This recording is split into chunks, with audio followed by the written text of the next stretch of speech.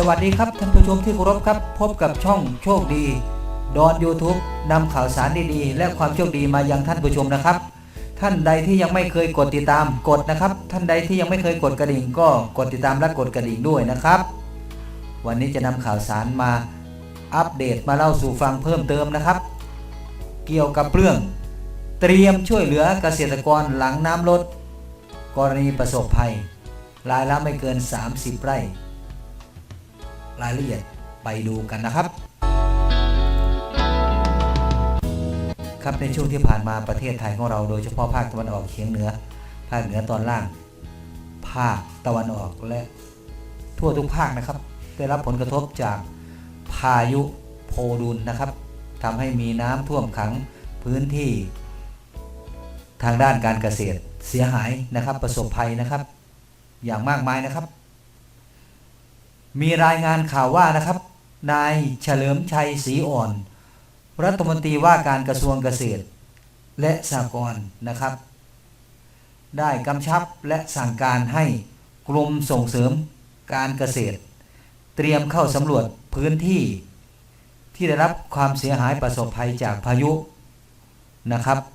และเตรียมแจกผลิตภัณฑ์ชีวภาพไตรโคเดอร์มาแจกเกษตรกรหลังน้ำลด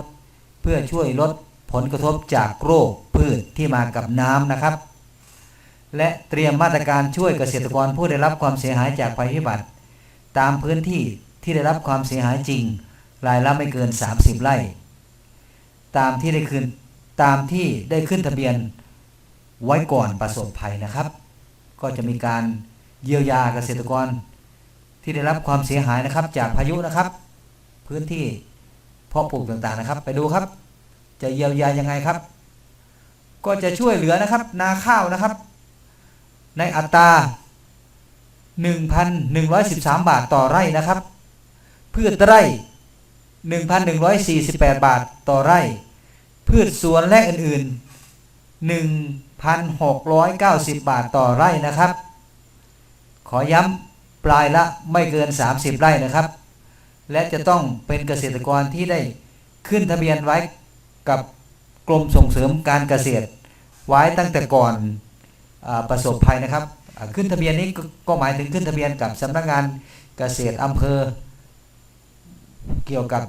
การปลูกข้าวปลูกพืชไร่ต่างๆที่เคยขึ้นทะเบียนไว้ก่อนหน้านี้นะครับก็คลิปนี้เราขอส่งกำลังแรงใจมายังพี่น้องชาวไทยทุกท่านนะครับและก็เกษตรกรทุกท่านด้วยครับช่วงที่ผ่านมาได้รับความเสียหายได้รับความลำบากจากการประสบกับพายุโพดุลและพายุลูกที่ตามมานะครับเป็นอย่างมากขณะนี้น้ำยังท่วมขังอยู่เลยนะครับหลายพื้นที่ยังอยู่ลำบากครับช่วงนี้ไฟดับด้วยสะพานขาดน้ำล้นนะครับ